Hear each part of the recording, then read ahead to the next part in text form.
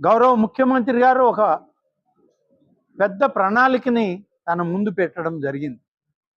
ఆ ప్రణాళికే గోదావరి, కృష్ణ, పెన్నా నదుల యొక్క అనుసంధానంతో పోలవరం ప్రాజెక్టును పూర్తి చేసి అక్కడ నుంచి బొల్లాపల్లి రిజర్వాయర్కి తెచ్చి బొల్లాపల్లి రిజర్వాయర్ దగ్గర నుంచి బనకచెర్ల రిజర్వాయర్ నిర్మాణం చేసి అక్కడికి తీసుకొచ్చినట్లయితే దాదాపుగా 100% రాయలసీమ జిల్లాలన్నిటికీ సమృద్ధిగా రెండవ పంటకు కూడా నీళ్లు ఇచ్చేటువంటి వాతావరణం, ఇవాళ సముద్రానికి వృధాగా పోతాయన్న నీటిని మనం వాడుకోవడానికి ఒక బృహత్తర ప్రణాళికని సిద్ధం చేసుకోవడం జరిగింది. కానీ వివిధ రాష్ట్రాల మధ్య ఇది ఒక మంచి వాతావరణంలో సత్సంబంధాలతో మనం ఈ ప్రాజెక్టుని కొనసాగించాల్సిన అవసరం ఉంది. ఇది 3 రాష్ట్రాలు అనుమతులు రావాలి. వాటన్నిటికి కూడా ఇవాళ ప్రయత్నం జరుగుతూ ఉంది. కొంతమంది వితండవాదం కూడా చేస్తూ ఉన్నారు. నిజంగా ఇవాళ నెల్లూరు బ్యారేజ్ దాటి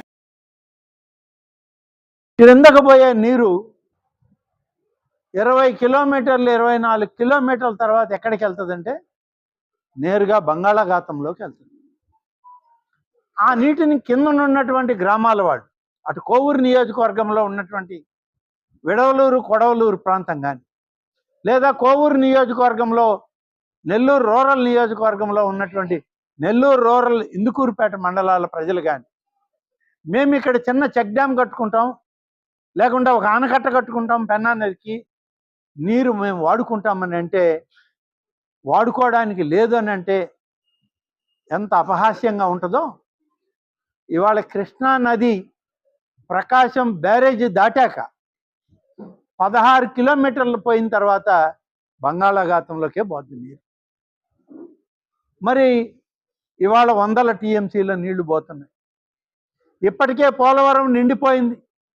రేపు పోలవరం ప్రాజెక్ట్ పూర్తయినా నాగార్జున సాగర్, శ్రీశైలం, అలాగే అప్పర్ గోదావరి ప్రాజెక్ట్స్ అన్నీ కూడా నిండిపోయి ఇవాళ వరద గోదావరికి వస్తే నీరు ఎక్కడ నిలపాలన్నా కూడా సామర్థ్యం లేదు. గోదావరి బ్యారేజ్ దాటాక పోలవరం ప్రాజెక్టును దాటుకొని ముందుకెళ్తే బంగాళాఖాతంలోకి నీరు పోతుంది.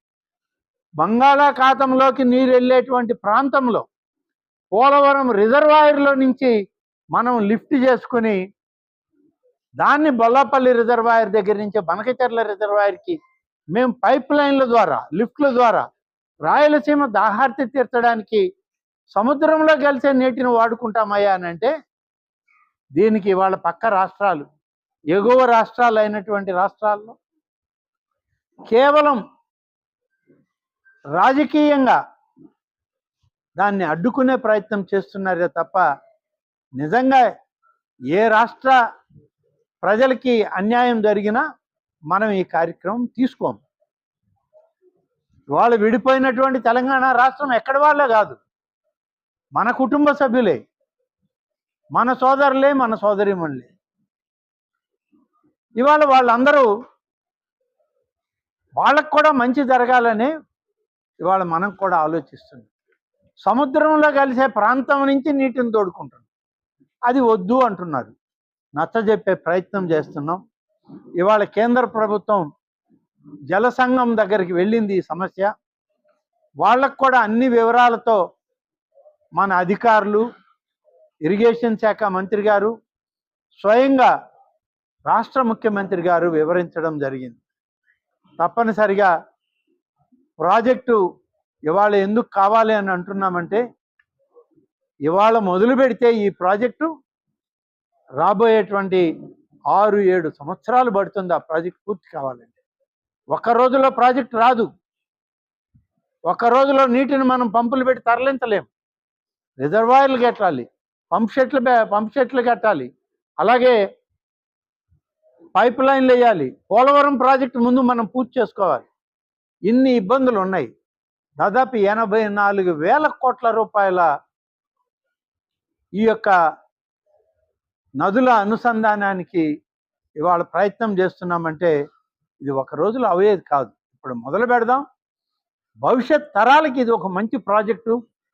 నదుల అనుసంధానం పేరుతో మనం ఆంధ్రప్రదేశ్ రాష్ట్రాన్ని సస్యశ్యామలం చేయడానికి చేసేటువంటి ఒక ప్రయత్నం అని చెప్పి ఇవాళ మన ముఖ్యమంత్రి చంద్రబాబు నాయుడు గారు ఎంత బరువు బాధ్యతల్ని నెత్తిన పెట్టుకొని ఇతర రాష్ట్రాల యొక్క సమన్వయం కూడా కావాలని కోరుతూ మనం పని చేస్తూ ఉన్నాం.